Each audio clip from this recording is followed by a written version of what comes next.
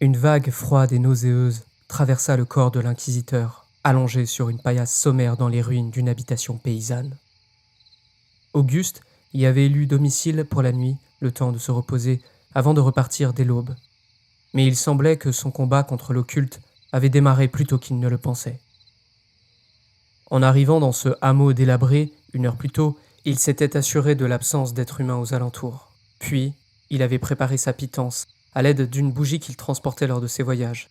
Éreinté par une marche de plusieurs dizaines de kilomètres, il n'avait pas fait long feu avant de s'allonger sur les restes d'un lit de paille fraîche. Puis, il avait fermé les yeux. Mais cette vague froide et nauséeuse l'avait réveillé. Sa vision trouble, brumeuse, lui indiqua qu'un danger imminent faisait surface. Peut-être avait-il fermé les yeux 10 minutes, car sa bougie était encore allumée et diffusait un halo cotonneux de lumière dans la pièce, faisant danser les ombres tout autour. Auguste réalisa qu'il ne pourrait pas ouvrir davantage les paupières et que sa vue resterait vague. Il réalisa ensuite que ses doigts, ses mains, ses bras, tout comme ses jambes, ne pouvaient plus bouger. Une sorte de tétanie s'était emparée de lui, le forçant à rester couché, oscillant entre rêve et réalité. Pourtant, à l'intérieur de son corps, Auguste frappait de toutes ses forces, jetant sa volonté contre le moindre de ses membres dans l'espoir de le faire bouger et de sortir enfin de la paralysie. Des perles de sueur froide roulaient sur la peau de son cou, tandis que son instinct lui criait de sortir de cet état au plus tôt. Auguste connaissait très bien cet état, ou plutôt ce sortilège. Ce qui l'étonnait toutefois, c'était qu'il avait pris des précautions immenses, ne serait-ce qu'en gardant son masque d'acier en tout temps, ne dévoilant jamais son visage. Mais si c'était bien ce qu'il pensait être, alors il y avait un traître dans la cellule inquisitrice, et le mal apparut. Bien que la lumière relative et sa vision trouble lui laissaient peu de détails, il observait bien vite qu'au pas de sa porte, à seulement 1 mètre du sol, 2 yeux rouges demeuraient immobiles. Auguste n'eut besoin de rien de plus pour comprendre qu'il était sous le sort d'un puissant sorcier et que celui-ci avait invoqué contre lui un incube. Nain démoniaque, au corps repoussant, l'incube était celui qui vous paralysait dans votre sommeil et vous laissait constater avec horreur qu'il approchait de votre corps pour en disposer comme il l'entendait. Alors que tout autre individu aurait paniqué, devenant le spectateur de son propre meurtre, Auguste retrouva son sang-froid. Si un incube était bien à sa porte, c'est que quelque chose le retenait dans ses songes, et il devait l'affronter au plus vite. Car déjà, l'horrible nain au visage disgracieux approchait d'un pas lent, se nourrissant de chaque instant avant que son corps n'écrase la cage thoracique de sa victime. Faisant taire jusqu'à son instinct de survie, Auguste expulsa tout l'air de ses poumons et retint son souffle juste assez pour tomber dans l'inconscience.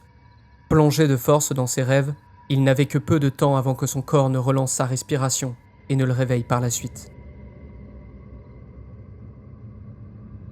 Son regard se posa sur une terre aride, inondée d'un épais brouillard à 10 mètres à la ronde, sous un ciel grisâtre proche de l'éclatement.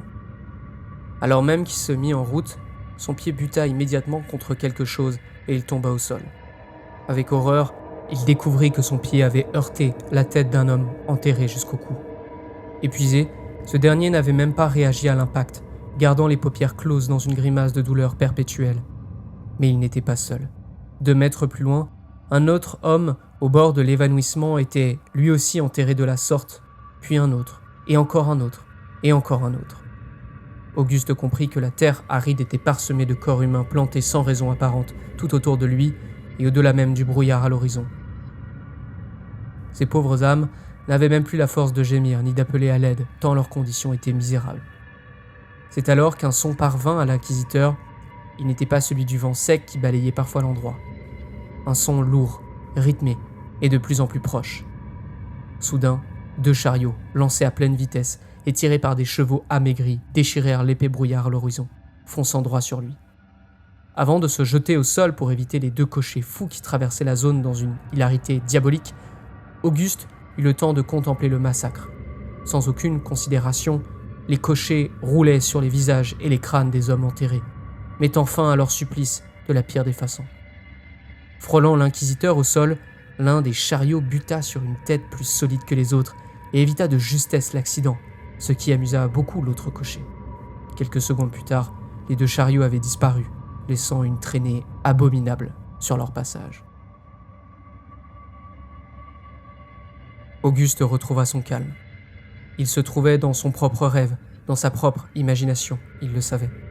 Son but était de trouver à l'intérieur le sorcier qui s'y cachait et qui le retenait paralysé. Sans un mot, il commença à courir, à vive allure, vers le brouillard, dans l'espoir de trouver une suite à son cauchemar. L'étendue de corps plantés continuait, encore et encore.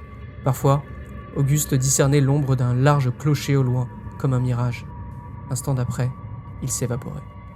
À quelques occasions, il entendit de nouveau les chariots fous au loin et les atroces impacts avec. Pourtant, Auguste n'eut jamais à se jeter au sol, car ils n'apparurent plus jamais. L'inquisiteur courait depuis plusieurs minutes, conscient que le temps passait plus vite que dans le réel. Mais ce désert l'inquiétait. Il devait trouver la suite. C'est alors qu'un nouveau chariot passa au loin, mais celui-ci alla lentement, évitant soigneusement d'écraser les champignons humains. Auguste pressa le pas pour le rejoindre. Le cocher, un vieil homme imberbe, aux yeux sombres et au visage creusé de fatigue, tenait fermement les rênes, dirigeant un jeune âne au bout du véhicule.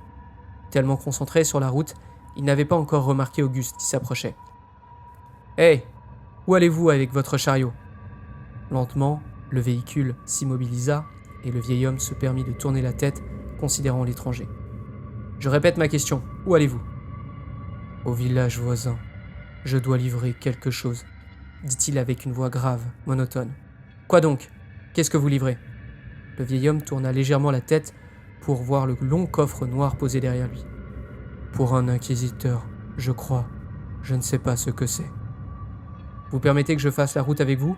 Je suis perdu. »« Montez. » Auguste prit place en silence aux côtés du vieil homme et ce dernier relança la bête d'un coup de rêne.